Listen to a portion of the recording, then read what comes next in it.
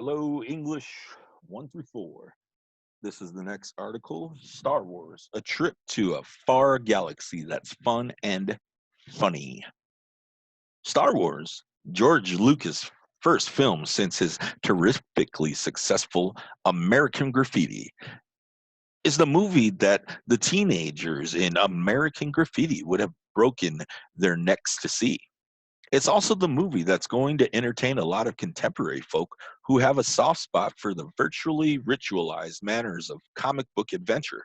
Star Wars, which opened yesterday at the Astor Plaza, Orpheum, and other theaters, is the most elaborate, most expensive, most beautiful movie serial ever made.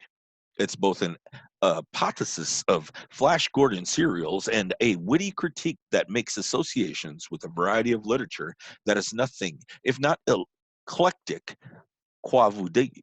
Buck Rogers, Ivanhoe, Superman, The Wizard of Oz, The Gospel According to St. Matthew, The Legend of the King Arthur, and The Knights of the Round Table. All of these works, of course, had earlier left their marks on the kind of science fiction comic strips that Mr. Lucas, the writer as well as director of Star Wars, here remembers with affection of such cheerfulness that he avoids facetiousness. The way definitely not to approach Star Wars, though, is to expect a film of cosmic implications or to footnote it with so many references that one anticipates it as if it were a literary duty, if it's fun and funny. This time, according to the opening credit card, it's a long time ago and the setting, a galaxy far, far away, which gives Mr. Lucas and his associates total freedom to come up with their own landscapes, housing, vehicles, weapons, religion, politics, all of which are variations on the familiar. When the film opens, dark times have fallen upon the galactic empire. Once ruled, we are given to believe from a kind of space age Camelot against these evil tyrants. There is in progress a rebellion led by a certain Princess Leia Organa, a pretty round faced young woman of old fashioned pluck who, before you can catch your breath, has been captured by the guardians of the Empire. Their object is to retrieve some secret plans that can be the Empire's undoing. That's about all the plot that anyone of voting age should be required to keep track of. The story of Star Wars could be written on the head of a pin and still leave room for the Bible. It is rather a breathless succession of escapes, pursuits, dangerous missions, unexpected adventures, with each one ending in some kind of defeat until the final one. These adventures involve, among others, an ever optimistic young man named Luke Skywalker, Mark Hamill, who is innocent without being naive. Han Solo, Harrison Ford, a freebooting freelance spaceship captain who goes where he can make the most money, and an old mystic named Ben Kenobi, Alec Guinness, one of the last of the old guard, a fellow in possession of what's called the Force, a mixture of what appears to be ESP and early Christian faith.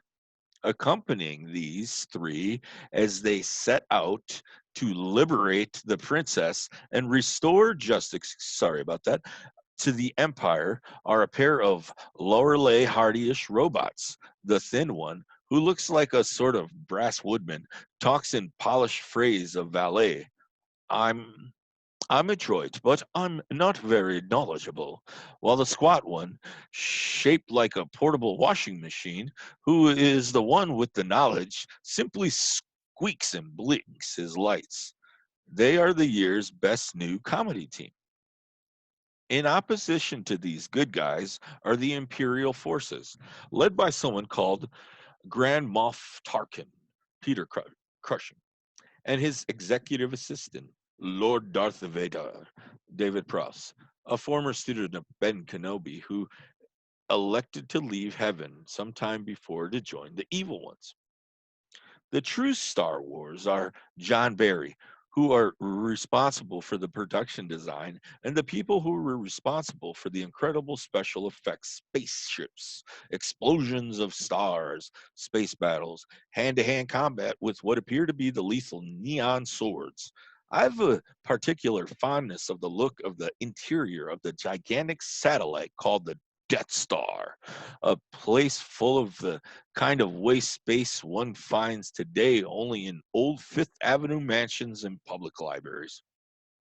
There also are very funny sequence in a low-life bar on a remote planet on a frontier-like establishment where they serve customers who look like turtles, apes, pythons, and various amalgams of same, but draw the line at robots. Says the bartender piously, "We don't serve their kind here." It's difficult to judge the performances in a film like this. I suspect that much of the time the actors had to perform special effects that were later added in the laboratory.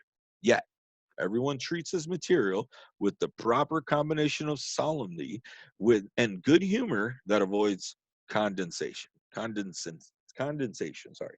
One of Mr. Lucas' particular achievements is the manner in which he is able to recall the tackiness of the old comic strips and serials he loves without making a movie that is itself tacky.